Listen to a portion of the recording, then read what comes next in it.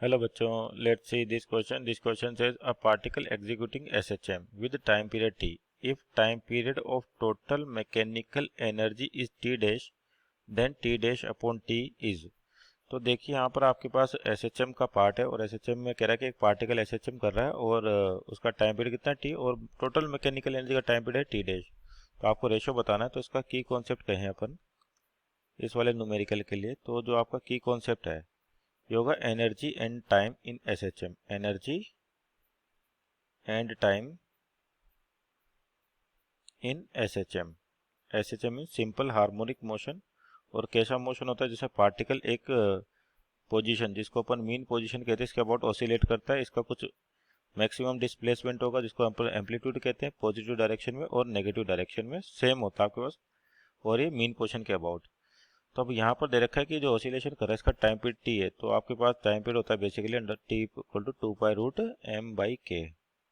अब दूसरा एनर्जी. यहाँ पर तो एनर्जी की चर्चा करें यहाँ पर तो आपके पास एनर्जी होती है एक तो होती है आपके पोटेंशियल एनर्जी जो कितनी होती है हाफ के एक्स स्क्वायर. किसी भी मीन पोजीशन किसी भी जनरल डिस्टेंस एक्स पर आपके पास जो पोटेंशियल एनर्जी होती है हाफ के एक्स स्क्वायर. काइनेटिक एनर्जी होती है आपके पास हाफ के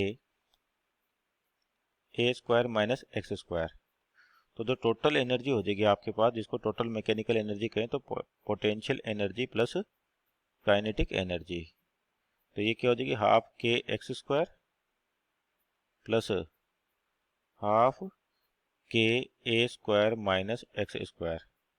तो यानी कि यहाँ से एक्स स्क्वायर वाली टर्म कैंसिल आउट हो जाएगी तो बचेगा कितना हाफ के ए स्क्वायर जो कि कांस्टेंट है. एनर्जी की आपके पास कांस्टेंट है. तो इसका क्या मतलब हुआ कि जो आपके पास टोटल एनर्जी है उसका कोई ऑसिलेशन नहीं है आपके पास. मीन्स उसकी फ्रीक्वेंसी की आपके पास जीरो है. तो यानी कि फ्रीक्वेंसी की बात करें उसकी तो फ्रीक्वेंसी कितनी होगी जीरो.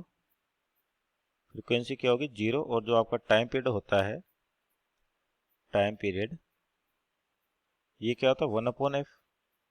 तो यानी कि 1/0 क्या हो जाएगा इनफाइनाइट. तो यानी कि और टी डैश कह रखा है पे टोटल मैकेनिकल एनर्जी का टाइम. तो टी डैश कितना हो गया इनफाइनाइट. और रेशो निकालना अपने को टी डैश अपॉन टी का. तो यानी कि इनफाइनाइट अपॉन कोई भी टाइम हो तो आपके पास क्या मिलेगा infinite. So our final answer is infinite. Option check करें तो ऑप्शन नंबर आपका 4 इसका राइट आंसर होगा. Hope you understood well. Best of luck.